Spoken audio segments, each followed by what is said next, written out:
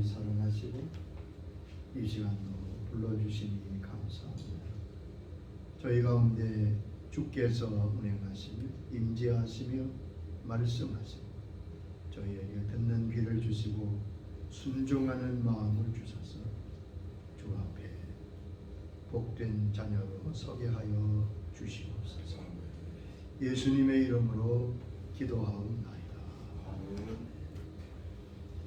하나님의 말씀 신약성경 고린도전서 9장 27절 신약 273면 한 절만 보겠습니다. 내가 내 몸을 쳐 복종하게 함은 내가 남에게 전파한 후에 자기가 도리어 버림이 될까 두려함이로다. 아멘. 제가 다시 한번 읽습니다. 내가 내 몸을 쳐 복종하게 함은 내가 남에게 전파한 후에 자신이 도리어 버림을 당할까 두려워함이로다. 사도 바울의 두려움이라는 말씀으로 말씀을 드리겠습니다. 성경에는 이 두려움이란 말씀이 많이 나옵니다. 그 대부분은 두려워하지 말라 하는 말씀이지요. 루마니아에 살아있는 순교자 리차드 범브레드 목사님이 옥중에 있을 때 성경을 읽으면서 두려워하지 말라는 말씀이 몇 번이나 기록되었는지 세어보았더니 그분의 말씀은 365회 기록되어 있더라 말씀합니다. 두려움을 이기는 믿음과 마음을 우리에게 하나님은 주셨습니다. 디모데후서 1장 7절 보면 하나님 우리에게 주신 것은 두려워하는 마음이 아니요 오직 능력과 사랑과 절제하는 마음이라고 합니다. 그 마음을 주셨어요. 믿음으로 사람은 두려움을 이깁니다. 두려움이 없지 않습니다. 옵니다. 그때 우리가 하나님을 의지하여 두려움을 이기는 거죠. 시편 56장 3절에 다윗은 이렇게 고백합니다. 내가 두려워한 날에는 내가 주를 의지하나이다. 다윗도 두려워했겠지요. 그런데 내가 두려워하는 날에는 내가 주를 의지하리이다. 그래서 하나님의 사람은 두려움이 오긴 하지만 있기는 하지만 그 모든 심지어 죽음까지도 두려워하지 않게 되는 것입니다. 그런데 두려워하지 말라는 말씀도 있지만 두려워하라는 말씀도 성경에 분명히 있습니다. 오늘의 시대의 문제는 두려워하지 말 것은 두려워하고 정작 두려워해야 될 것은 두려워하지 않는데 문제가 있습니다. 첫째, 성경은 우리가 하나님을 두려워해야 한다고 말씀하고 있습니다. 하나님은 두려우신 분이십니다. 여러분, 하나님을 두려워하는 것이 바른 믿음의 자세입니다. 우리가 하나님을 섬길 때 기뻐하고 감사하며 찬송하며 섬깁니다. 그러나 거기 하나 빠지지 말아야 될 자세는 두려움으로 섬겨야 된다는 말입니다. 히브리 12장 28절에 하나님을 섬김에 대해 말씀하셨습니다. 우리가 흔들리지 않는 나라를 받았은즉 은혜를 받자. 이로 말미암아 경건함과 두려움으로 하나님을 기쁘게 섬길지라. 하나님을 섬기는데 앞뒤가 좀 내용이 맞지 않은 것 같은데 그렇지 않아요. 경건함과 두려움으로 하나님을 기쁘게 섬기자. 하나님을 기쁘게 섬기기에 앞서서 두려움 마음으로 섬겨야 한다고 말씀하고 있습니다. 이 시대 중에 없어지는 가장 위험한 것 중에 하나는 하나님을 두려워하는 마음이 점점 없어진다는 것입니다. 우리는 하나님을 두려움으로 섬겨야 합니다. 시편 2장 11절에도 여호와를 경외함으로 섬기며 떨며 즐거워할지어 하나님을 두려워하는 마음을 여러분에게 주시기 바랍니다. 내 신앙이 바른 신앙인지를 재는 가장 좋은 바로미터 중에 하나가 내가 하나님을 두려워하고 있느냐 하는 마음을 점검해 보는 것입니다. 우리 주님께서도 하나님을 두려움으로 섬기라고 가르치고 계십니다. 마태 10장 28절에 말씀하셨습니다. 몸은 죽여도 영혼은 능히 죽이지 못하는 자들을 두려워하지 말고 오직 몸과 영혼을 능히 지옥에 멸하실 수 있는 자를 두려워하라. 그렇습니다. 주님은 다른 거 다 두려워할 것 없지만 하나님을 너희가 두려워하도록 하라 말씀하고 있습니다. 하나님은 하나님을 두려워하는 자를 귀하게 여기시고 은혜를 베푸신다고 말씀했습니다. 시편 31장 19절 보면 하나님을 두려워하는 자에게 이런 은혜를 주신다고요. 주를 두려워하는 자를 위하여 쌓아두신 은혜를 곧 죽게 피하는 자를 위하여 인생 앞에 베푸신 은혜가 어찌 그리 큰지요. 하나님을 두려워하는 자를 위하여 하나님이 은혜를 쌓아 놓으셨다고. 왜? 주시려. 하나님께서 은혜를 쌓아 놓고 기다리신 사람이 누구냐? 하나님을 두려워하는 자라고.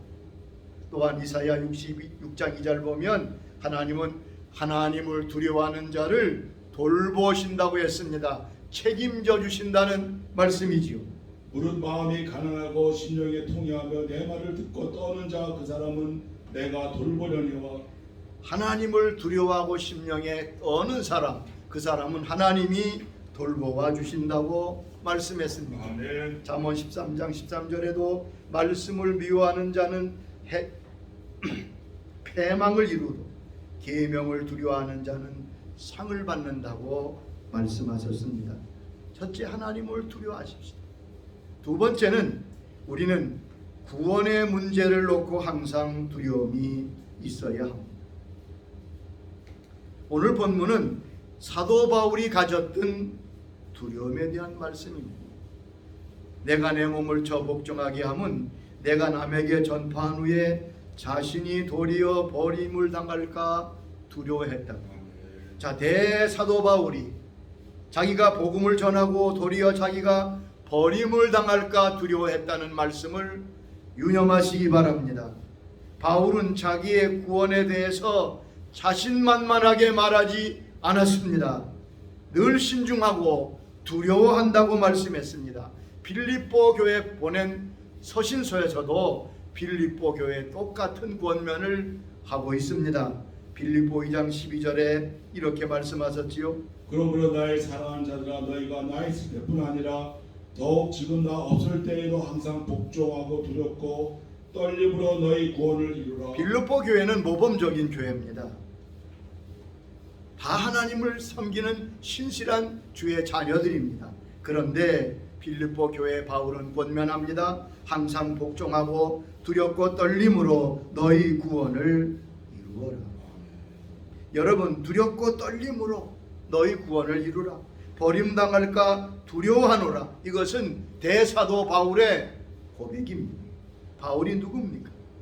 그는 주님을 만났습니다. 그는 이방 세계를 위해서 택한 하나님의 그릇입니다.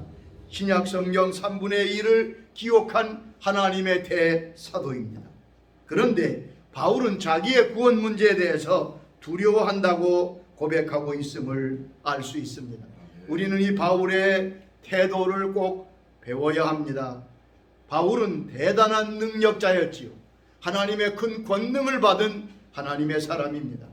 고린도전서 2장 4절 보면 그가 복음을 전했던 전함의 방법이 이러했다고 말하고 있습니다. 내 말과 내 전도함이 설득력 있는 지혜의 말로 하지 아니하고 다만 성령의 나타나심과 능력으로 하여. 바울은 대사도며 지성인이었고 철학자였지만 복음을 전할 때 자기의 지혜로 전하지 아니하고 성령의 나타나심, 즉 기적과 능력으로 말씀을 전했다고 그는 말하고 있습니다.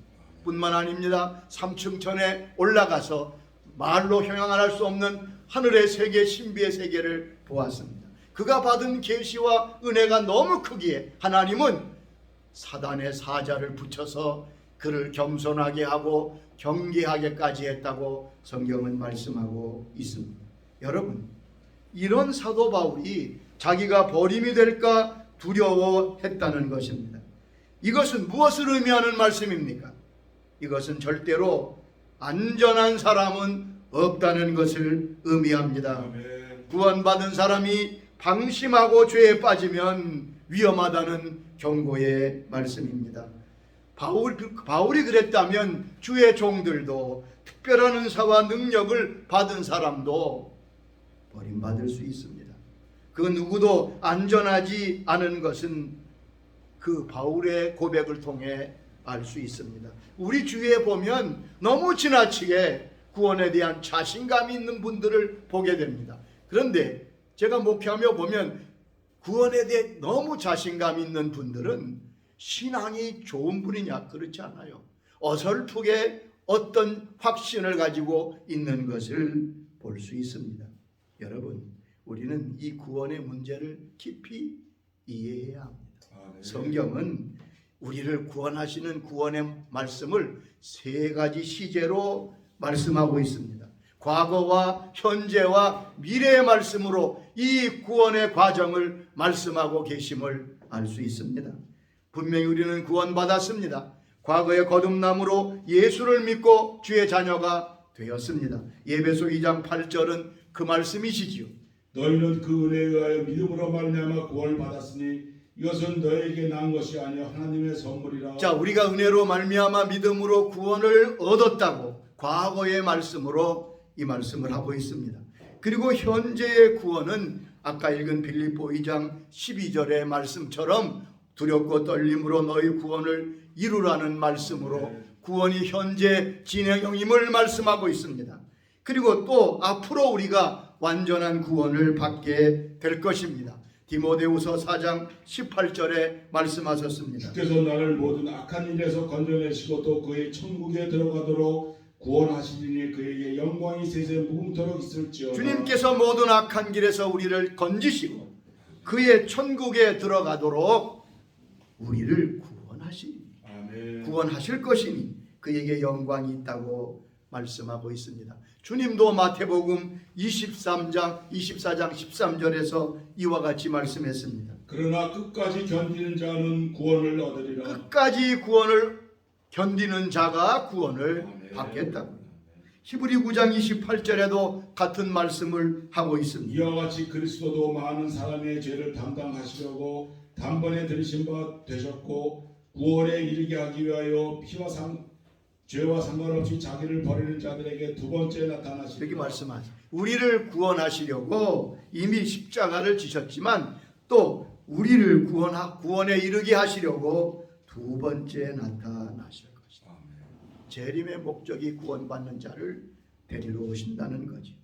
자, 그러므로 우리는 이 세 가지 시제 중에 이미 구원받은 우리지만 우리의 구원을 미래에 중심을 두고 미래에 초점을 맞추어 신앙생활을 해야 할 것입니다. 왜냐하면 과거 우리가 구원받은 태어난 거듭남에 초점을 맞추고 신앙생활하면 그의 신앙은 흩어지고 방자해지기가 쉽습니다. 오늘날 많은 신자들이 미래의 구원, 완성된 구원에 초점을 맞추고 거기를 향하여 나아가는 것이 아니라 과거에 초점을 맞추어서 영적으로 하나님이 해이해지는 것을 많이 보고 있습니다. 구원은 순간적으로 이루어지기보다는 시간이 걸리는 하나의 과정입니다. 복음은 구원에 관한 말씀이며 우리가 그 길의 종착점에 도착할 때까지 걸어가는 여행이라고 성경은 말씀하고 있습니다. 여러분, 사람이 태어날 때 분명 사람입니다. 그러나 그가 성장하고 자라는 과정을 겪어서 사람이 되어가는 것과 같다고 할 수 있습니다. 즉 다시 말하면 우리 가운데 구원의 완성이 된 사람은 아무도 없습니다. 주님께서 구원의 문을 좁은 문이라고 말씀하셨습니다. 마치 좁은 문을 들어가는 것이 구원이라고 말씀하셨지요. 자, 그런데 우리가 이 좁은 문을 통과하면 바로 천국에 갑니까? 아니잖아요. 이 길은 좁은 길이 나옵니다. 좁은 문을 들어서면 좁은 길이 있는데 그 좁은 길은 협착하고 가는 자가 적다고 말씀하셨습니다. 그리고 이 길은 하나님의 말씀에 순종해야만 걸어갈 수 있는 구원의 길인 겁니다. 문자 그대로 좁은 길입니다. 그래서 여호수아에게 주님 말씀하시기를 좌로나 우로나 치우치면 안 된다고 말씀했습니다. 여러분, 쉽게 이해하기 위해서 우리가 좁은 길을 간다, 넓은 길은 좀 한눈 팔아도 문제가 되지 않습니다. 근데 여러분, 논두렁을 한번 걸어보세요. 저는 논두렁을 많이 걸어봤어요. 그런데 논두렁을 걸어보면 아실 거예요. 여러분, 조금만 한눈 팔면 빠지게 됩니다. 그것이 바로 구원의 길이라고 성경은 말씀합니다. 이 길은 각 사람의 수명과 관계가 있습니다. 우리가 죽는 날까지 이제 이 길을 걸어야 합니다. 이것이 구원의 길이며 우리가 걸어가야 할 길입니다. 아멘. 예수를 처음 믿을 때 그 믿음이 참된 것이로, 그러나 우리의 구원이 완성된 것은 아닙니다. 이제 시작된 것입니다. 그러므로 천국에 들어가면서 구원에 대해 등한히 해서는 안 될 것입니다. 그러면 바울은 이 구원의 두려움을 이기며 무엇을 했다고 말하고 있습니까? 이렇게 그는 말합니다. 내가 내 몸을 쳐서 복종함은 내가 남에게 전파하니 버림이 될까 두려워합니다. 바울은 날마다 자기를 쳐서 복종케 했습니다. 우리가 천국에 들어가려면 이 구원의 길을 바로 가려면 자기 몸을 쳐서 복종하는 것이 있어야 합니다. 천국은 하나님의 말씀에 순종하는 자가 들어간다고 주님이 분명히 말씀하셨습니다. 마태복음 7장 21절을 기억하시지요? 나더러 주여 주여 하는 자마다 천국에 들어갈 것이 아니요 하늘에 계신 내 아버지의 뜻대로 행하는 자라야 들어가니라. 아멘입니다. 성 어거스틴은 참회록에서 이렇게 고백합니다. 나는 세상의 유혹의 노예가 되지 않도록 오늘도 싸운다. 금식함으로 나의 정력을 싸우며 나는 내 몸을 쳐서 복종시킨다고, 그럴 때 나는 자유함을 얻는다고 말합니다. 이미 주님께서 우리를 모든 죄와 죽음과 저주에서 속량하셨습니다. 그러나 내가 싸워야 될 몫이 있습니다. 내가 구원받은 건 내 영입니다. 내 육은 구원받은 게 아니에요. 그래서 내 육신대로 살면 위험한 것입니다. 여러분, 인류 역사상 가장 위대한 하나님의 사람을 바울이라고 말해도 과언이 없을 정도로 그는 위대한 하나님의 사람입니다. 그런데 바울이 날마다 자기의 몸과 욕심을 억제할 필요가 있었다면, 바울이 그렇게 살았다면 저와 여러분은 더욱더 그렇지 않겠습니까? 갈라디아 5장 17절 18절에 하신 말씀을 기억하세요. 육체의 소욕은 성령을 거스리고 성령은 육체를 거스리나니 이들은 서로 대적함으로 너희가 원하는 것을 하지 못하게 하려 함이니라. 육체의 소욕은 성령을 거스린다. 예수 안 믿는 사람이 얘기하는 게 아니에요. 바울이 갈라디아 교회 하나님의 백성들에게 말씀하는 겁니다. 그리고 성령의 소욕은 육체를 거스린다. 우리가 성령의 사람이 되었지요. 거듭난 사람이 되었지만 여전히 우리에게는 육체의 욕심과 요구가 있어요. 그런 그것을 쳐서 복종시키는 것. 여러분, 육신이 하고 욕심이 하는 대로 따라하면 그는 하나님을 반역하는 자가 기업고 될 것입니다. 이 말씀은 저와 여러분이 하나님의 자녀로서 직면해야 될 끊임없는 싸움이 있다는 사실을 바울을 통해서 우리가 배우게 되는 것입니다. 내 몸은 내가 예수를 믿고 거듭났다고 해서 저절로 육신이 복종되는 것이 아닙니다. 그것을 내가 싸워 이겨야 될 것입니다. 우리가 예수 믿는 가운데 우리를 가로막는 적이 세 적이 있지요. 첫째는 사단이요, 둘째는 세상이요, 그리고 가장 큰 적은 바로 내 자신일 것입니다. 그래 바울은 나는 날마다 죽는다고 고백한 것을 알 수 있습니다. 마치 이와 같습니다. 밭을 가꾸는데, 곡식을 가꾸는데 계속 잡초가 올라오면 잡초를 계속 뽑아줍니다. 그것이 농사의 일이잖아요. 주님이 우리의 마음을 밭이라고 말씀하시면서 옥토는 그냥 되지 않습니다. 계속 올라오는 잡초를 뽑아줄 때 결국 아름다운 곡식을 맺게 되는 것이. 여러분, 바울은 두려워한다고 했습니다. 이 말씀을 잘 유념하세요. 버림을 받을까 두려워한다. 여러분, 이것이 얼마나 귀한 말씀인지 알 수 없습니다. 구원의 확신, 섣부른 구원의 확신을 늘 경계하시기 바랍니다. 그걸 조심해야 됩니다. 바르지 못한 구원의 확신을 가지고 거기에 빠지면 그 영혼은 사망의 잠을 자는 수면제를 먹는 것과 같습니다. 그래서 나는 구원받았겠거니 생각하다가 마지막 때 죽음에서 깨어나면 천국에 있지 못할 확률이 큰 것입니다. 구원의 확신은 성경적으로 해야 합니다. 성경의 근거에서 내가 과연 구원의 확신을 가져도 될 만한 믿음인지를 점검해 보아야 합니다. 로마서 10장 9절로 10절 말씀에 이렇게 말씀하셨지요. 내가 만일 내 입으로 예수를 주로 시인하며 또 하나님께서 그를 죽은 자 가운데서 살리신 것을 내 마음에 믿으면 구원을 받으리라. 사람이 마음으로 믿어 의에 이르고 입으로 시인하여 구원에 이르느니라. 자, 로마서 10장 9절 10절 이것이 바로 우리가 어떻게 구원에 이르는가에 대한 아주 귀한 말씀이죠. 그런데 나는 믿었으니까, 입으로 시인했으니까 이젠 구원받았구나. 근데 여러분, 그 말씀을 잘 보시기 바랍니다. 어떤 믿음입니까? 첫째는 마음으로 믿어야 된다. 아멘. 지식이 아닙니다. 머리가 아닙니다. 과연 내가 내 마음으로, 내 심령으로 이 진리를 믿고 있습니까? 그리고 또 9절 보면 사람이 마음으로 믿어, 즉 내가 만일 내 입으로 예수를 주로 시인하고, 여기 잘 보세요. 예수님을 누구로 시인한다고요? 주로. 주란 말은 주인이라는 말이에요. 주인. 왕으로, 예수님을 왕으로, 주인으로 내가 시인하고 모셔드렸냐? 점검해 보세요. 여러분의 주인이 누굽니까? 내가 내 주인이 예수님인 것을 분명히 인정하고 승복하고 산다면 그는 구원받은 게 맞습니다. 여러분, 구원 얻은 믿음은 머리로 믿는 것이 아니라 마음으로 믿는 것이고, 예수님을 구주로만 믿는 것이 아니라 주님으로, 왕으로 모셔드리는 것을 말합니다.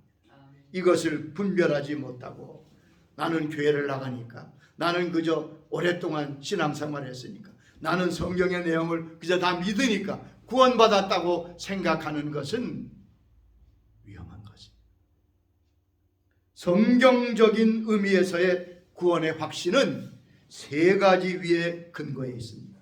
말씀을 잘 들으시기 바랍니다. 내가 구원받았다고 하는 구원의 확신은 적어도 이 세 가지 하나님의 말씀과 내용에 근거해야 된다는 말. 첫째는 내가 하나님의 자녀라는 것을 성령님이 증거해 주시는 것입니다. 로마서 8장 16절에 말씀하셨죠. 성령이 친히 우리 영으로 더불어 우리가 하나님의 자녀인 것을 증거하시나니. 내가 하나님의 자녀가 되고 확신하는 게 아니에요. 잘 보세요. 성령께서 우리 영으로 더불어 우리가 하나님의 자녀인 것을 증거하신다. 성령께서 증거하셔야 그 사람이 하나님의 자녀인 거예요. 두 번째는 하나님의 자녀인 것을 우리 영이 화답하고 증거해야 되는 것입니다. 말씀했잖아요. 성령이 우리 영과 더불어 우리가 하나님의 자녀인 것을 증거한다. 여러분, 우리 영이 압니다. 우리 영이 벌써 알아요. 너는 하나님, 옆에서 누가 네가 하나님의 자녀라 말할 필요가 없어요. 성령께서 거듭난 사람은 그 마음속에, 그 영에게 거듭난다고 말씀합니다. 이 확신은 논리적인 생각이나 증거가 아닙니다. 영의 증거인 것을 기억하시기 바랍니다. 세 번째 중요한 근거는 성령의 열매입니다. 내 삶에 나의 모든 사고와 말에 성령의 열매가 있는가를 살펴보시기 바랍니다. 예수님은 그 나무를 어떻게 한다고 말씀하셨지요? 그 열매로 그 나무를 안다. 아주 중요한 말씀이죠. 우리가 사과나무를 잘 몰라요. 그런데 어떻게 합니까? 사과 열린 걸 보니까 아, 이거 사과나무구나. 배나무를 우리가 배나무만 보면 모릅니다. 그런데 열린 배를 보면서 이것이 배나무구나 알게 됩니다. 여러분, 우리가 하나님의 사람이면 하늘에 속했잖아요. 하나님께 속했잖아요. 그러므로 하나님께 속한 생각과 말과 행동을 하게 돼 있습니다. 내가 예수 믿고 하나님의 자녀라는데 온통 마음과 뜻과 생각이 세상이며 이 땅에 있다면 그는 하나님께 속한 자가 아닐 것입니다. 우리는 이 확신과 두려움을 동시에 가지는 것이 안전합니다. 구원은 따놓은 당상이 아닙니다. 여러분, 여기에 많은 사람이 속아서 심지어 주의 종들까지도 잘못되는 경우가 많다는 것을 잊지 마시기 바랍니다. 언제나 우리는 바울의 두려움을 가지고 있어요. 제가 부산에서 목회할 때 49세 된 분이 암에 걸렸어요. 그래서 그 가족이 다 교회 나갔습니다. 그분이 예수님을 영접하고 예수 믿게 되고 구원받게 되었습니다. 하나님의 자녀가 되었습니다. 근데 암투병 하는데 한 번은 제가 병원에 가서 신방하는데 이분이 1년도 안 된 예수님 1년도 안 된 초신자인데 이런 놀라운 말을 하는 거예요. 목사님, 저는 이 병에서 낫고 싶지 않습니다. 그게 무슨 소리예요? 지금 치료받고 온 교회가 기도하고 있는데, 근데 그분이 저는 교회를 한 번도 나온 적이 없고 우리 집안에 예수 믿는 사람이 아무도 없어요. 그런데 이 질병 때문에, 이 암 때문에 하나님께 나오게 되었고 지금 온 집안이 다 구원받고 나는 믿음의 사람, 천국의 백성이 되었습니다. 그런데 제가 이 병에서 회복되고 암에서 나 건강하게 되면 예수를 끝까지 잘 믿는다는 자신이 없습니다. 저는 그분을 깜짝 놀랐어요. 야, 이분이 진짜 믿음을, 이분 마음에 그런 두려움이 있었던 거예요. 그분이 임종하기 얼마 전에 제가 마지막 신방을 했습니다. 근데 그때 제가 이렇게 물어봤어요. 선생님, 천사가 와 있지? 그랬더니 날 쳐다보더니 예, 저기 와 있어요. 왜요, 여러분?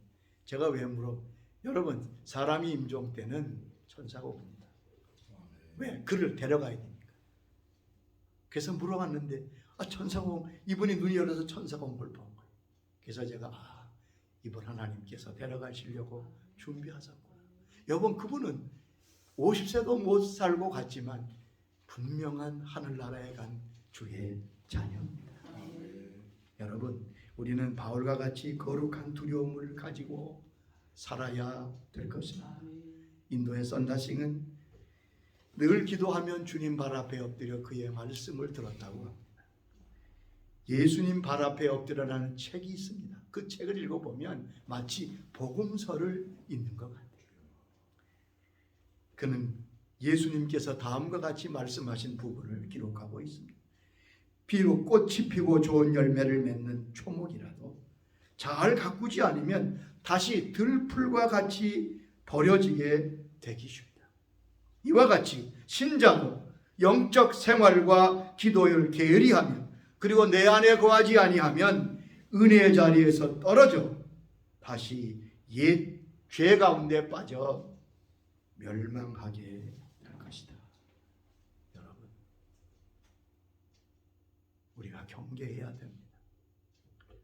제가 이 설교를 준비하면 어떤 책에서 어떤 분의 간증을 읽었습니다. 1986년 5월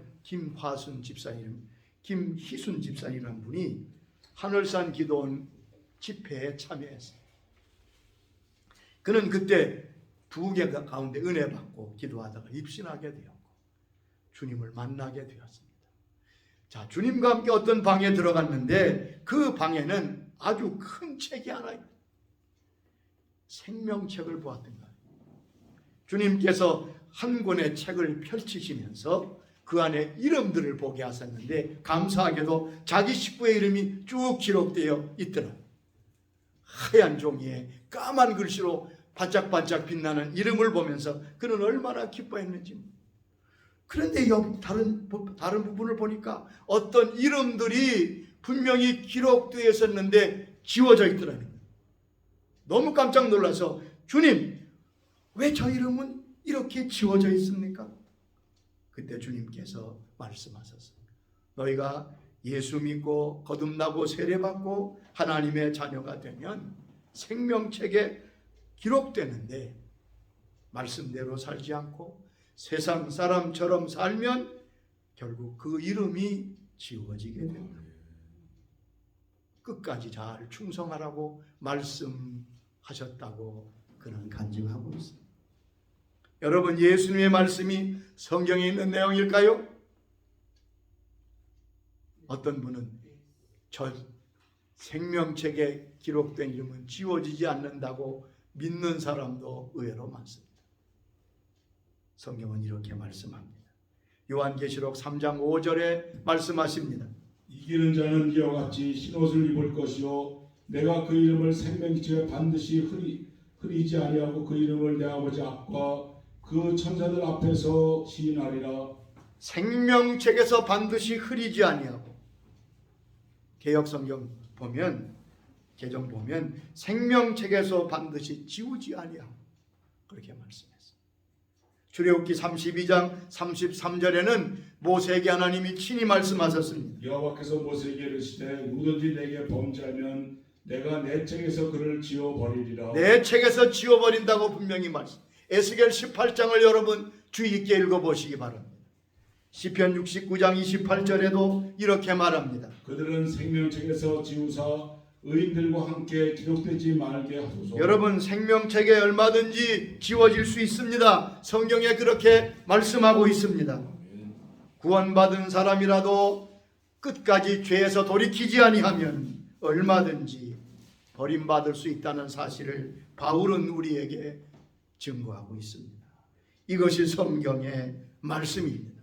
사도 바울도 두려워했다면 우리도 구원의 확신을 가지는과 동시에 두려운 마음으로 거룩한 두려움을 가지고 주님께서 주신 이 구원의 은총을 끝까지 지키며 믿음을 지키며 승리해야 될 것입니다. 아멘. 여러분, 방심하지 말고 천국문 들어갈 때까지, 천국문 들어가 주님 품에 안길 때까지 믿음의 걸음을 힘있게 걸어가는, 이 좁은 길을 힘있게 걷는 복된 걸음들이 될 수 있기를 주의 이름으로 축원합니다. 아멘. 주님 감사합니다.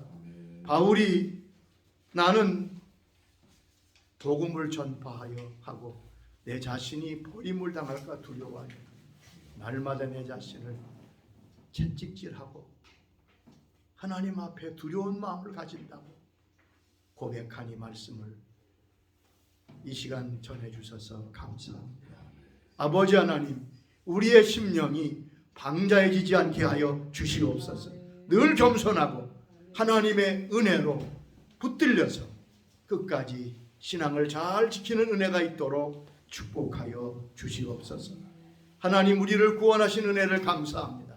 그러나 동시에 바울이 가졌던 이 거룩한 두려움이 우리의 마음속에 가득 차서 하나님 앞에 겸손하게 주를 섬기며 나아가도록 하나님, 우리의 육신을 쳐서 복종시키며 승리하는 주의 자녀들이 되게 하옵소서. 아멘. 예수님의 이름으로 기도드리옵나이다.